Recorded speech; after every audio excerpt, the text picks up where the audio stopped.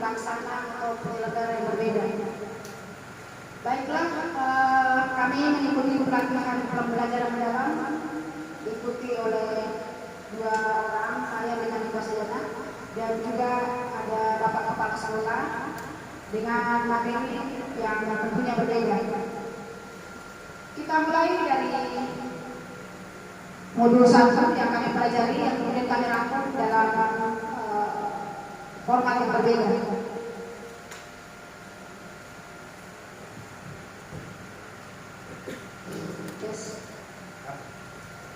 Ya, jadi hari ini garis besar yang kita pelajari itu pengertian pembelajaran mendalam, kemudian kerangka pembelajaran mendalam, implementasi pembelajaran mendalam.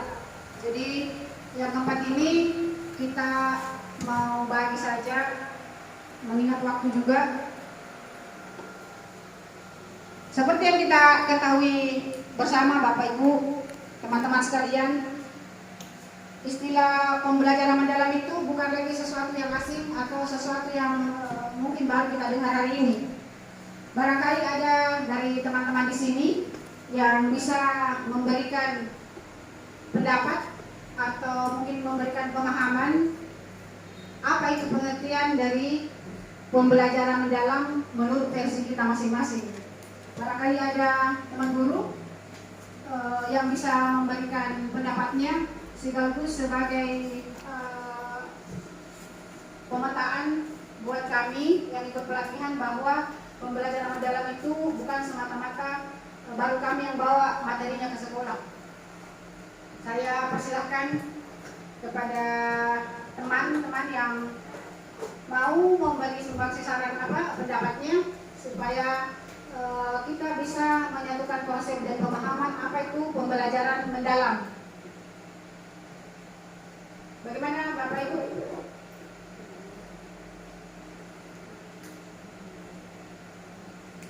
Karena seperti yang kita ketahui bahwa sebelum hari ini ada pelatihan yang juga dilaksanakan oleh Dinas Pendidikan dengan materi pembelajaran mendalam, dan saya kira itu bisa menjadi referensi bagi kita untuk memahami apa itu pembelajaran mendalam.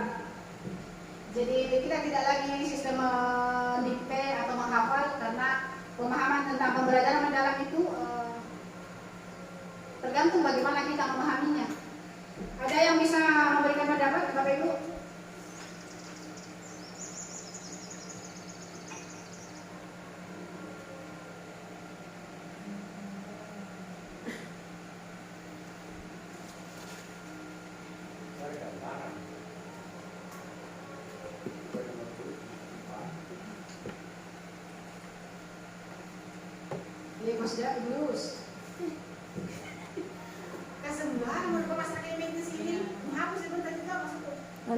Nanti di-cut. Ya, buat lulus supaya hidup kamu jadi jangan seperti kita. Kamu mencoba yang sempurna.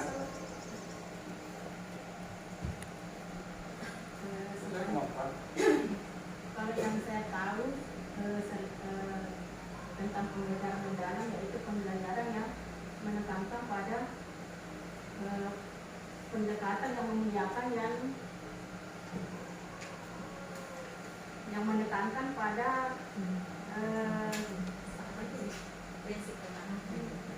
yang menekankan pada pembelajaran yang berkesadaran, bermakna, dan menggembirakan.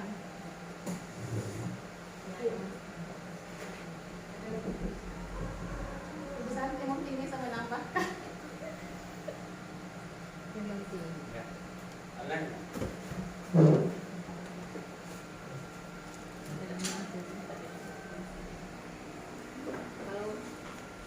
Menurut saya, pembelajaran mendalam adalah pendekatan pendidikan yang berfokus pada pengalaman belajar yang berkesadaran dan diaplikasikan dalam konteks kehidupan nyata. Terima kasih.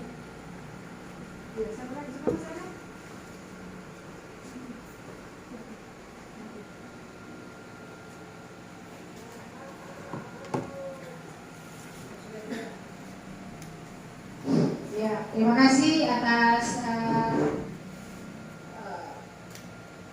pendapatnya dalam memberikan pengertian dari pembelajaran mendalam. Jadi apa yang rekan-rekan guru tadi ungkapkan itu adalah pengertian dari pembelajaran mendalam yang selama ini sebenarnya sudah kita lakukan atau sudah kita laksanakan.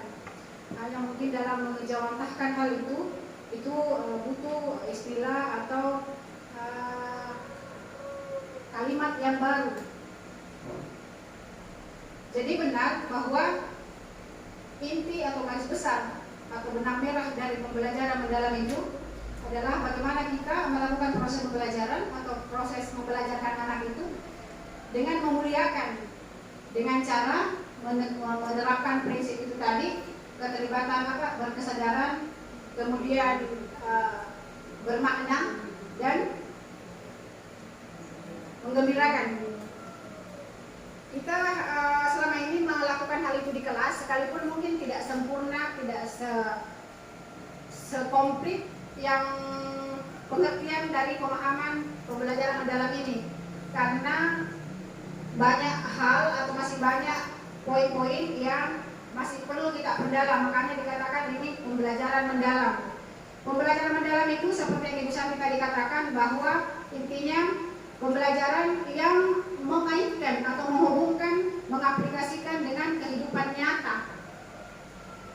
Jadi menghubungkan dengan kehidupan nyata, di mana di dalamnya itu kita lakukan melalui olah rasa, olah hati, olah raga, dan olah pikir.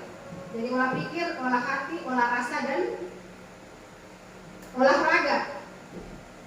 Jadi keempat poin ini akan menjadi alat atau akan menjadi instrumen untuk kita kemudian melanjutkan dalam mengaplikasikan pembelajaran mendalam di kelas.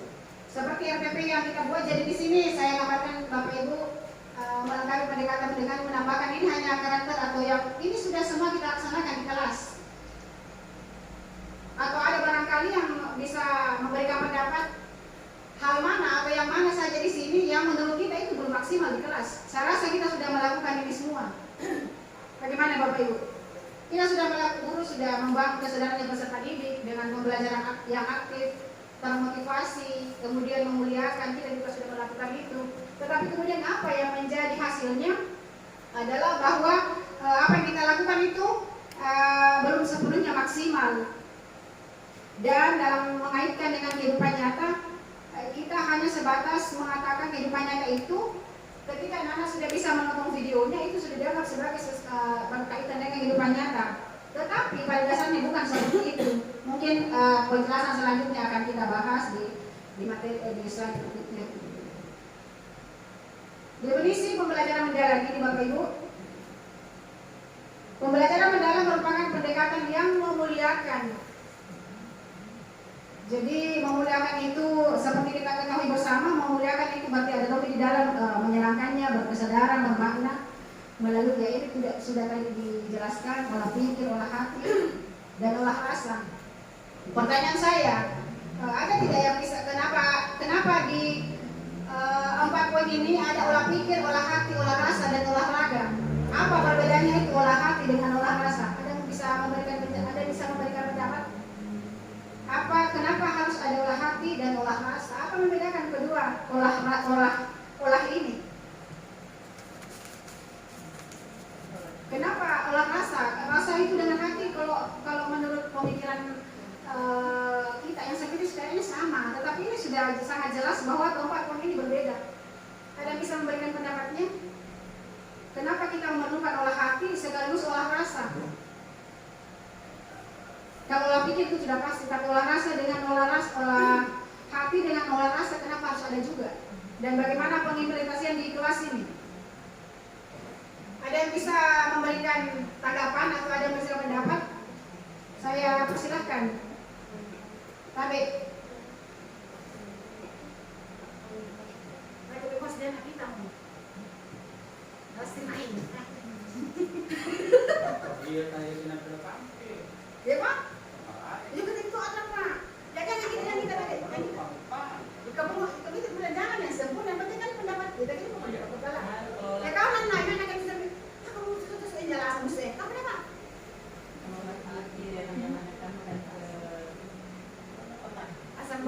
Wow, salah hidup. Sebenarnya kita kali-kali besar ini sebenarnya hidup nih.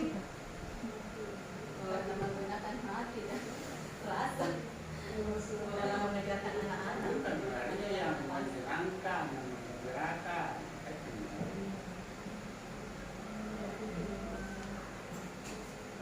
Jadi ini bukan jawaban sempurna, ini hanya supaya kita tahu sejauh mana pemahaman kita tentang olah pikir. Olah pikir kan kita sudah tahu semua.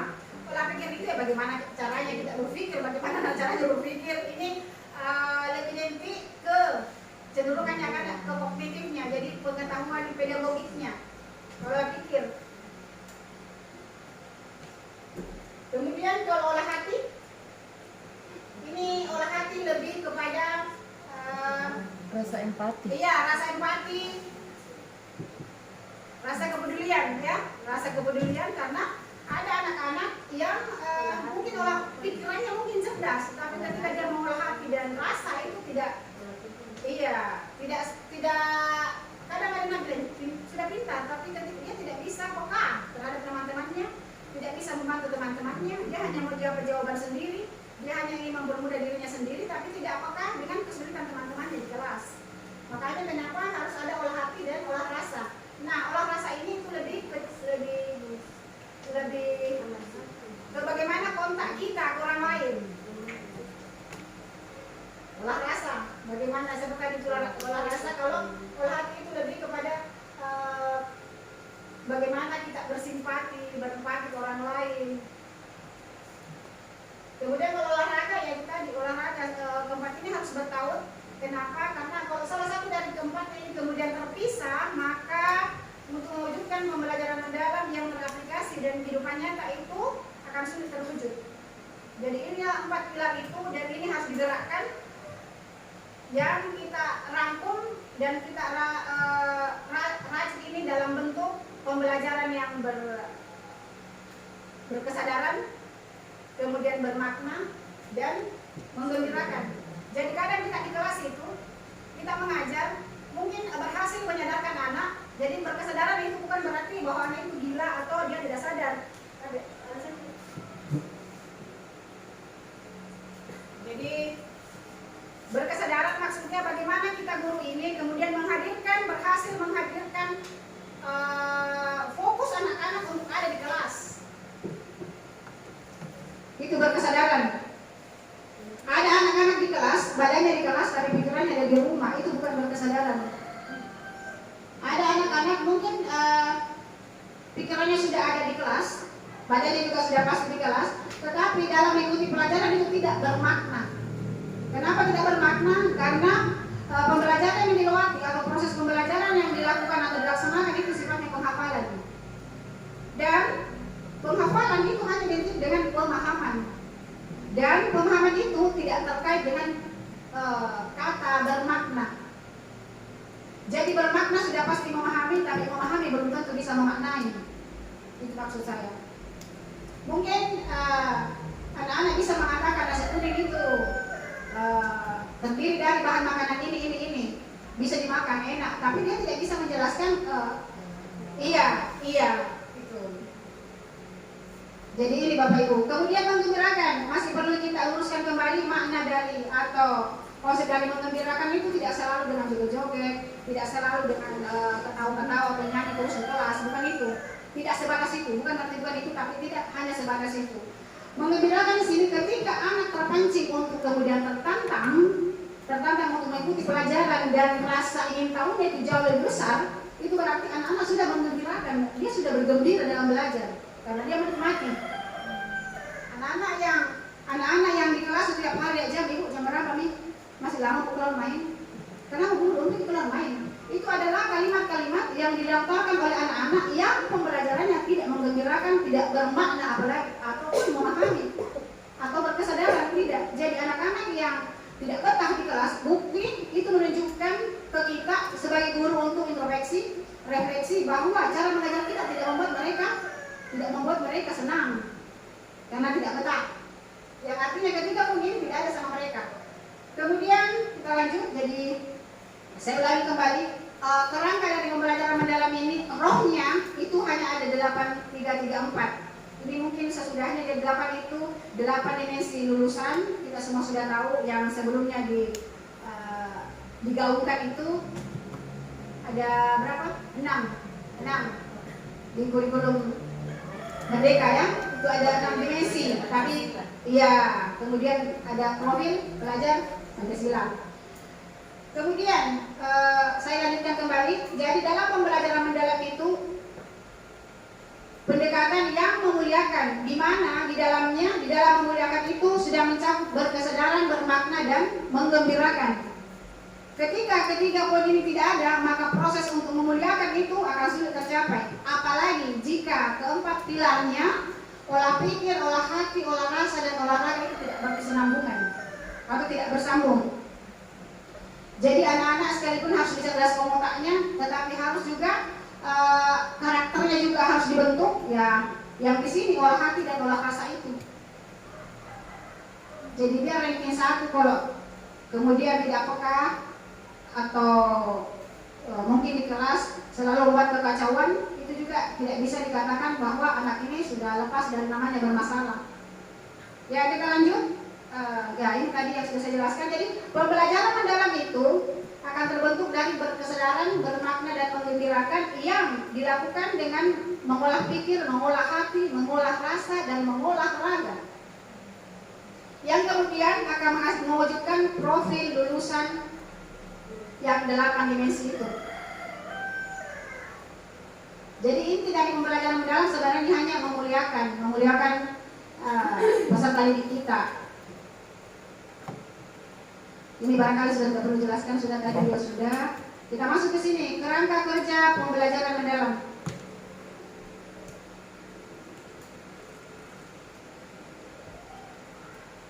Ini juga tidak penting, ini 8 dimensi profil lulusan juga sudah.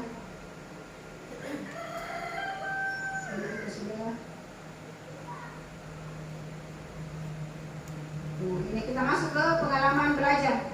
Jadi selama kami mengikuti pelatihan Bapak Ibu, mungkin Ibu juga yang sebelumnya mengikuti pelatihan akan terus kita dengarkan itu 8, 3, 3, 4. Jadi 8 itu 8 dimensi, kemudian yang 3 itu prinsip pembelajaran, dan yang 3 berikutnya pengalaman belajar, dan yang 4 itu adalah kerangka pembelajaran. Kita tadi sudah lewati 8 dimensinya, kita juga sudah memahami apa itu prinsip-prinsip dalam pembelajaran. Sekarang kita masuk ke pengalaman belajar. Nah ini, memahami. Menurut pendapat tak, apakah kita sudah melakukan ini di kelas, ataukah kita masih ada di tahap mana? Apakah kita sudah masih di memahami, atau sudah memahami dan mengaplikasi, ataukah sudah ketiga-tiganya, atau tidak ketiga-tiganya? Bisa jadi kan, saya curhat tentang pribadi saya. Jadi dalam hal ini kita tidak mencari kekurangan kita semua, tetapi bagaimana kita kemudian mengevaluasi diri, merefleksi diri. Apakah level mengajar saya, apakah dalam memberikan pengalaman belajar kepada siswa saya sudah mencakup ketiga ini? Tapi Bapak Ibu ada mungkin yang mau berpendapat, di mana bagi sekarang?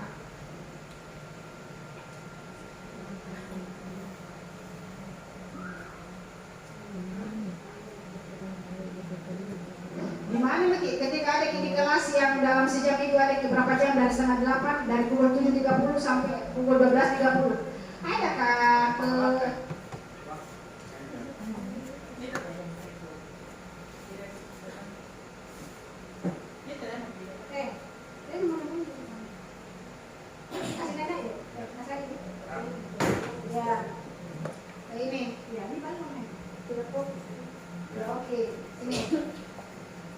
yang mana nih menurut tak? Ini namanya kita sharing, jadi ini bukan saya menggurui Bapak Ibu, ini sudah semua mengikuti pelatihan. Ini kebetulannya di saya, kemudian kami yang diberi tugas terakhir ini untuk memvideokan, mengambil gambar, mendokumentasikan ini, sehingga kita saling mengingatkan kembali.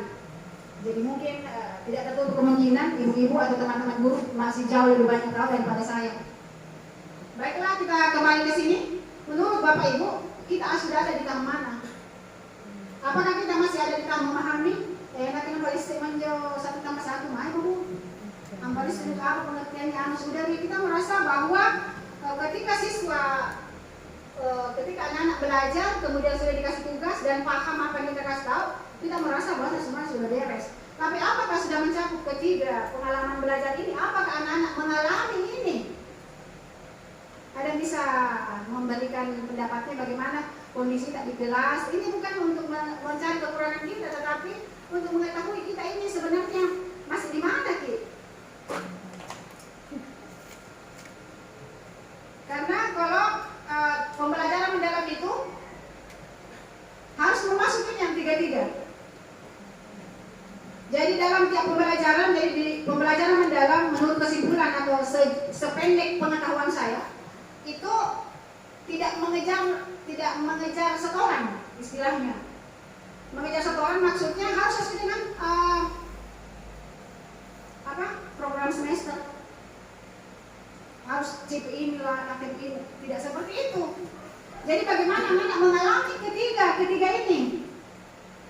Jadi kan itu selalu jadi alasan, termasuk diri saya pribadi. Saya akan sempat bertanya di pelatihan, bagaimana kami bisa menerapkan ini dengan waktu yang sudah ditentukan, dengan program yang memang sudah dibuat sebelumnya dan itu harus jalan. Ketika kondisi anak tidak memungkinkan kita untuk jalan, untuk maju, ya tidak usah, kita jalan di tempat saja. Karena pembelajaran mendalam itu lebih kepada proses, bukan hasilnya. Sementara kita itu terbalik, yang kita tahu kayak anak mau silakan sudah berhasil. Tapi saya pribadi tidak memperhatikan bagaimana anak ini bisa mendapat 100. Apakah nyontek, ataukah dedek pulang aja, ataukah memang dia berjuang untuk dapat 100 ini? Itu beda-beda itu. Prosesnya berbeda, tapi hasilnya sama. Kita pikirkan sebenarnya dia begini dan penjualan ya seperti penjualan ABC. Itu beda, hasilnya sama. Nah, itu makanya pembelajaran mendalam kenapa lebih fokus kepada prosesnya bukan hasilnya. Jadi bagaimana Bapak Ibu ada yang bisa memberikan pendapatnya ini, apa yang memahami, kemudian mengaplikasi, dan kita sudah ada di mana? Apakah beda kelas rendah dengan kelas tinggi? Ya. Jadi memahami itu lebih ke pengetahuan dan memahami secara mendalam materi dari bagi sumber dan konteks. Ini kayaknya kita semua dan mungkin pemahaman kita selama ini yang sifatnya anak-anak tahu informasi atau pengetahuan itu bukan melalui pengalamannya, tetapi melalui apa yang kita ucapkan. Jadi anak-anak tahu HP itu adalah ini. Nah, HP adalah dia tidak tahu, dia tidak bisa membahasakan sendiri HP itu apa. Makanya itu masih tahap memahami, bukan mengaplikasikan. Anak-anak juga kadang kita kasih video, dikasih media pembelajaran yang bentuknya mungkin hewan atau tumbuh-tumbuhan yang kita anggap ini sesuatu yang nyata, tapi itu tidak berhubungan, itu bukan mengaplikasikan, masih tahap memahami. Ketika anak mengaplikasikan maka dia bisa mengaitkan sendiri. Jadi bukan kita yang mendikte. Kalau sudah begini kasih begini lagi. Kita hanya memberikan clue-nya, memberikan tandanya. Nah, hari ini kita akan berbicara tentang misalnya fungsi tumbuhan. Cari sendiri apa fungsinya tumbuhan, keluar bicara di situ. Bagaimana itu tumbuhan kalau tidak ada akarnya, bagaimana itu tumbuhan kalau tidak tertanam di dalam, bagaimana kalau tidak disiram, terus kenapa itu harus ada akarnya. Tapi kita kan tidak seperti itu, kita itu disuap habis-habisan untuk anak begini, seperti ini pengertiannya ini. Dan itulah gambaran atau realita yang terjadi di kelas hampir. Iya, semua. Dan jujur itu juga saya pelakunya. Nah, kemudian merefleksi. Ketika anak sudah memahami, otomatis sudah belum tentu bisa mengaplikasi. Tetapi anak yang sudah bisa mengaplikasi sudah pasti paham. Karena anak pahamnya tidak terus dia bisa mengaplikasikan. Tetapi anak-anak yang hanya tahu memahami, dia kadang kita melihat anak-anak itu lancar ya, 100 lupa apa menulis gitu. Tapi ketika dia mengungkapkan itu tidak tahu. Jadi bukan hanya literasi yang kurang, tetapi mengaplikasikan itu yang dia tidak tahu, belum paham. Jadi mereka masih menggunakan kata-kata yang ada di buku, masih menggunakan kata-kata apa yang kita ucapkan ke mereka. Karena kita juga bilang begitu, Bu. Kita juga bilang menendang bola. Kalau menendang, ya kan kita bilang menendang bola, harusnya menendang itu bagaimana? Nah, kan ada bilang menggiring apa kayak istilahnya di olahraga itu. Kembangkan sendiri. Kita kembangkan sendiri. Menghitung 1 tambah 1, 2. Tapi bisa juga seperti Pak Kepala bilang, tidak selalu. Ya, jadi mengaplikasikan. Kemudian merefleksi ketika anak sudah bisa mengaplikasikan otomatis. Ya, ini sudah pasti. Apapun yang mengaplikasikan, saya rasa bisa merefleksi dirinya. Oh, saya kurangnya di sini. Tapi apa yang terjadi di kelas kita, Bapak Ibu? Anak-anak apa nomor catatan kalau kayak so kita ujian dibacanya makin jauh, itu jalan naik. Pernahkah kita kemudian membuat soal yang objeknya 1, saya lagi objeknya, anak-anak, saya ibu mau bikin soal dari sini, jawab kok, kalian jawab juga lewat sini. Jadi 1 poin itu ada 5 sampai 6 petunjuk dan itu diaplikasikan di dalam soal ANBK. Kenapa soal ANBK hari ini Bapak Ibu bingung dilihat? Karena itu tidak sesuai dengan cara mengajar di kelas.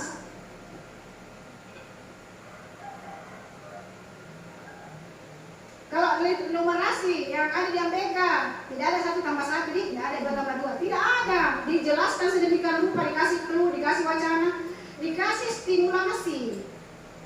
Dikasih stimulus itu anak-anak supaya dia bisa, oh begini jawabannya. Jadi cocok ini Bapak selalu bilang ke kita, Bapak kepala sekolah, ada itu pertanyaan lot, ada itu mod, ada itu hot, mod, lot, mod, hot, ya, gitu. Jadi sampai di sini Bapak Ibu mudah-mudahan sudah bisa dimengerti. Ini kan kita hanya saling mengingatkan. Kemudian yang penting juga untuk saya share di sini bahwa merefleksi itu tidak selalu ada di akhir. Jadi selama ini yang mungkin yang kita dengar dan yang kita ketahui bahwa merefleksinya apa manja kita ngajar, bagaimana anak, bagaimana perasaanmu hari ini? Itu bagian dari merefleksi. Yang begitu kan yang biasa kita lakukan di kelas. Apakah kamu senang dengan pelajarannya? Bagaimana perasaanmu? Itu hanya refleksi di penutup kegiatan kita. Tetapi refleksi yang sebenarnya diminta di sini menurut ini adalah bagaimana anak-anak itu kemudian merefleksi, memberikan umpan balik dengan apa yang kita terangkan, apa yang kita jelaskan. Kadang anak-anak juga melakukan pembangkangan. Ibu tidak seperti itu. Pernah kalian ibu tidak begitu?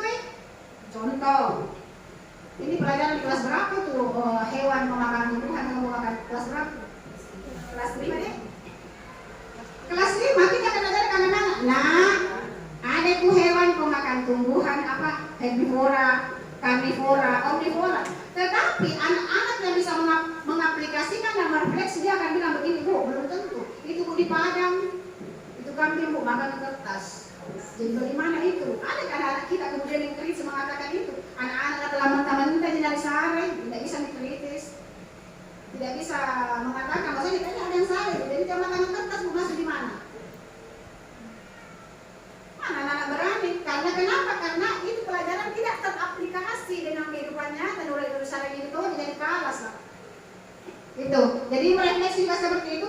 Merefleksi Bapak Ibu itu ada di kegiatan inti, jadi bukannya di penutup yang seperti di RPP tak yang masyarakat itu kebanyakan.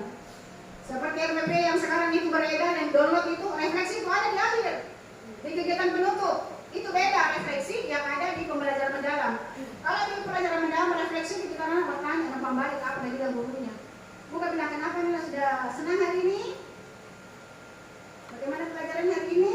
Ya lanjut ya Bapak Ibu. Yang jelas di sini pembelajaran mendalam itu ada 3 poin. Yang pertama memahami, kemudian mengaplikasi, apalagi dan merefleksi. Kamu pindah di sini. Itu dulu. Zoom, remote.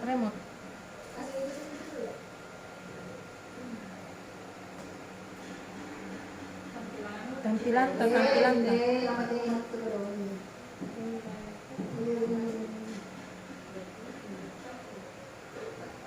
Ya. Itu pengalaman belajar memahami, jangan kita sudah minta kita saja.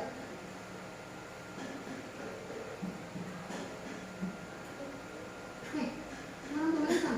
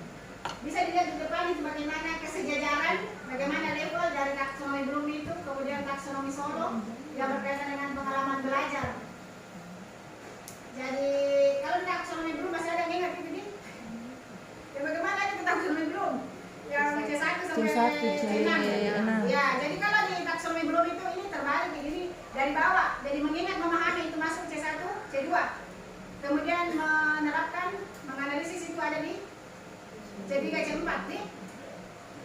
Benar. Ya? Sampai ke desa. Ada betul ada apa itu sama tuh kamu tuh? Kata kerja prasarana. Oh, Iya Pak, masuk di sini, masuk di mana itu buat kami? Ini kata kerja personal juga ini Pak Kepala cuma mas tuh dia mas levelnya itu seperti ini kalau di taksonomi belum merefleksi itu.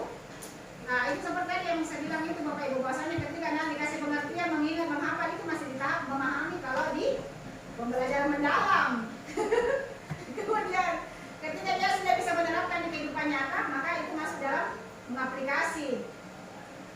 Kemudian mencipta dan mengevaluasi itu masuk refleksi. Ini barangkali dilewatin saja istilah sebelumnya. Oke kita lanjut. Dan mami habis. Udah mati ini Bang. Jadi jangan main lanjut lagi ini bahas lagi. Jadi selanjutnya kita persilakan kepada Ibu Hasjana. Jelaskan ya sisanya. Terima kasih. Mohon maaf jika ada kekurangan. Assalamualaikum warahmatullahi wabarakatuh. Foto ah. kalau sepanjang lapor. Nanti di apa? Nanti di crop di video. Aja na foto jaki lagi. Ini turun dulu jangan. Tidak. Di sini kita sayangku. Wah, ini nih. Ya. Jangki dulu di situ Ibu Has. Pakai Marcona.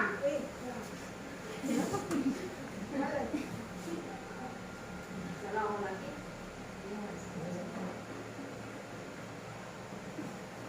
Berarti? Nama pasti kalau saya beros tuh deh. Masuk mau boleh-boleh apa anak Kafe. Berarti kalau di tujuan pembelajaran itu tidak apa-apa jadi biar umpama tujuan pembelajarannya peserta didik memahami seperti itu, memahami ini sesuai nota atau materita. Tidak apa-apa jadi satu atau harus tiga-tiganya itu di dalam. harus boleh satu, tetapi sebaiknya tiga-tiganya. Karena kan tujuan pembelajaran itu tidak diburu. Kalau memang ada satu saja, jangan dibilang, oh ini kami belajar. Iya, yang bisa.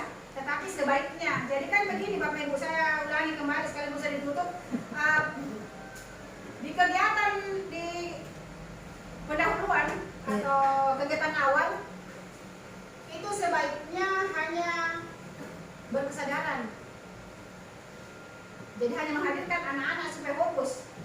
Memaknai ada di satu, tapi sebaiknya memaknai itu ada di kegiatan inti. Maksudnya bisa ada, bisa tapi sebaiknya. Kan boleh ada kegiatan bermakna di kegiatan awal. Tapi rata-rata yang bermakna ada di kegiatan inti. Karena kan kalau di awal itu rata-rata menyadarkan anak gue, naik kilo-kilo sih kamu, dari kelas ngasih no, tak no. Kan? Tapi ada juga gitu deh yang kemudian mengambil bermakna. Kemudian kalau pengalaman belajar, memahami itu yang ada di kegiatan awal. Kalau mengaplikasi dan merefleksi itu ada di kegiatan inti dan ada lagi refleksi untuk yang versi penutup. Jadi jangan ada mungkin ada mengaplikasi di kegiatan awal. Pasti memahami semua tuh. Kemudian menggembirakan bisa ada di mana saja.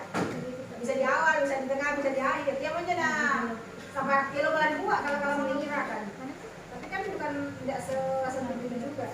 Ada pertanyaan lagi dari lapangan? Lanjut. Sudah saya. Sampai menurut 7. Maka mereka pasti himpun yang mutu.